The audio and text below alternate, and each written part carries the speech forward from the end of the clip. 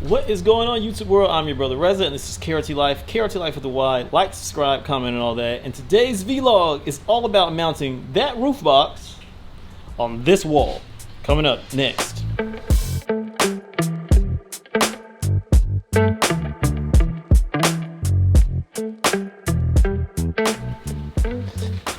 Alright, so here's my plan. So this roof box used to sit on the floor in that little area over there next to all of my oils and stuff. And unfortunately, I used to let it sit on these, what are these things called, floaty tube sections that I cut to protect it from the floor. But as you can see, the weight of it has pretty much crushed it. So after we used this after our last trip, I figure I got to figure out a better way to do this. So this is my plan. I went to Home Depot and I got a 36-inch wide bar, which is this right here. And this cost me $17.21. I think this is like sprinkler pipe or something like that.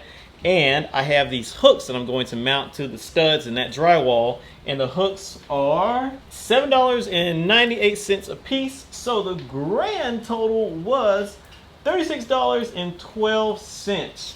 Yeah, $36.12 for all the pieces that I need to build my little mount for this roof box. And the roof box is approximately 7 feet long and under 36 inches wide, which is why I got this 36-inch bar. So the clasps that are on this roof box, I need to go ahead and measure the distance from the front of the roof box to where the front clasps are, so that I can mount that on the highest point that it can possibly go on the wall and clear this area, and it should fit just perfectly. And I'm also going to have it all the way as close as I can to my bikes, clear up the rest of the area for future toolboxes or a workbench or whatever I decide to do over there.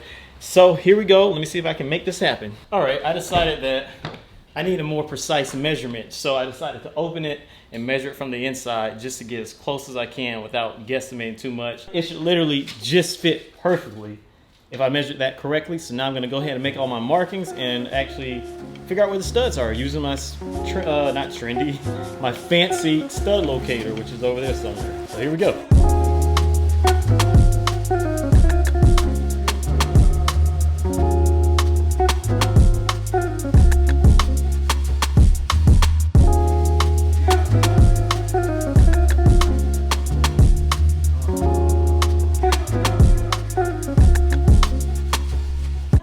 You know, it's funny how anytime you mount something in a house, you realize how everything is crooked. This house is no different. But I think that our bar should be straight. So here we go. I'm about to go ahead and tap these into the, we'll drill these into the studs in there and hopefully be able to mount this box. So let's go.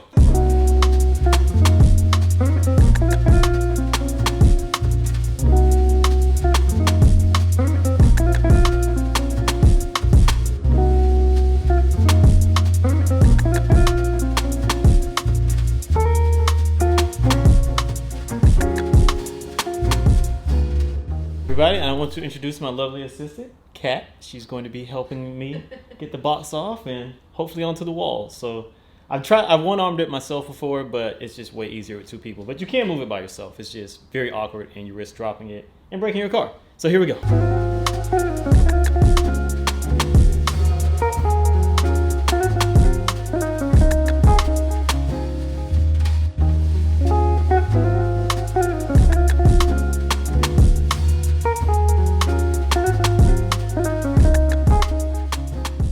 Okay, y'all, we just noticed that if you set the bar on the ground before you place it on the wall, it's a lot easier to do it that way. Yes, so we shifted it up a little, right? Yep, so now you can see there's more space on the ground. Yeah. There's about 2 inches of clearance now versus a millimeter of clearance. But we were actually thinking about wrapping this thing and polishing it up and doing some cool stuff with it. Yeah, because we travel a lot with it, and there was a couple of times that we actually hit some parking decks, and it was really close shot. Yeah. To get into the parking decks. So it would be very helpful. That way we can preserve it for a lot longer, because I really like this box. I don't see it's going away with family of 4. So maybe in another vlog we're going to be wrapping the box. Who knows? That'll be our first time wrapping something like that. It will be, yeah. So we are KRTLYFE, KRTLYFE with the Y. Like, subscribe, comment, and all that. And now this is the end of the vlog. So this was a success. Yes. But we're going to get the shorter hooks. So I guess there'll be another amendment to this. Maybe, maybe not. I don't think so. Okay. But you see what it looks like. All right, y'all. Peace.